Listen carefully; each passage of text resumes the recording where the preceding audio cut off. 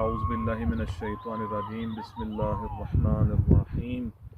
اللہم کن لولیک الحجۃ ابن الحسن صلواتک علیہ وعلی آبائہ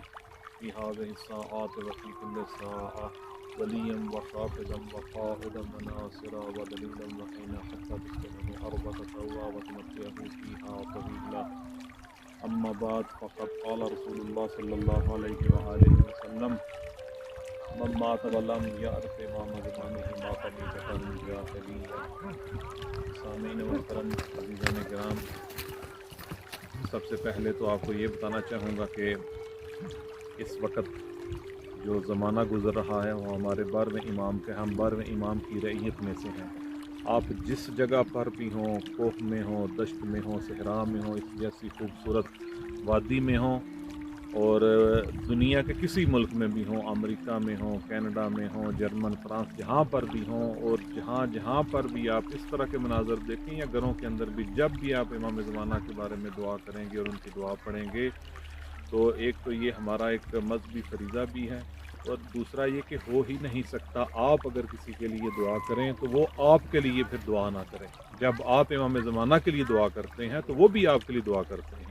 اور امام زمانہ کی دعا کرنے کا سب سے بڑا ثمرہ نتیجہ یہ بھی ہے کہ ہم مسلسل ان کی یاد میں بھی رہتے ہیں،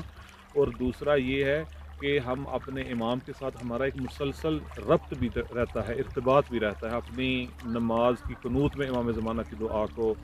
ہمیشہ سے پڑھتے رہیں۔ ابھی جو آپ کے سامنے میں نے حدیث پڑھی ہے وہ طرفین کی کتابوں میں لکھی ہوئی ہے، رسول خدا سے حدیث مروی ہے کہ من مات ولم یعرف امام زمانہ مات میتۃ جاہلیہ، کہ جو کوئی بھی اپنے زمانے کے امام کی معرفت حاصل کیے بغیر مر گیا وہ جاہلیت کی موت مر گیا۔ ابھی تمام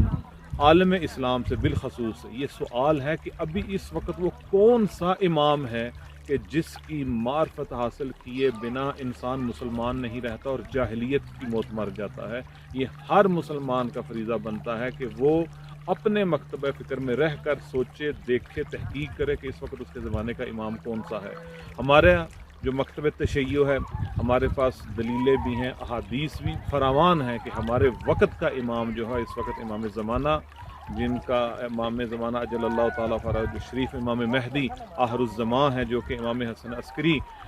کے فرزند بلا فصل ہیں، اور جن کے بارے میں رسول خدا نے بھی احادیث بیان کی۔ ہمارے سارے ائمہ نے ان کے بارے میں بتایا کہ اس طرح آخری امام مہدی ہوں گے، اور وہ اس وقت خدا کی مصلحت کے تحت غیبت میں ہیں۔ انشاءاللہ جب بھی خدا نے چاہا تو ان کا ظہور ہو جائے گا، اور اس وقت لوگ دیکھیں گے کہ دنیا میں جو اس وقت ظلم و ستم سے بھر چکی ہے، اور جب ان کا ظہور ہوگا تو ان کے ظہور کی وجہ سے ہی ہماری مشکلات بھی آسان ہوں گی، اور عدل و انصاف کا بھی بول بالا انہی کی آمد کی وجہ سے ہوگا۔ والسلام علیکم ورحمۃ اللہ وبرکاتہ۔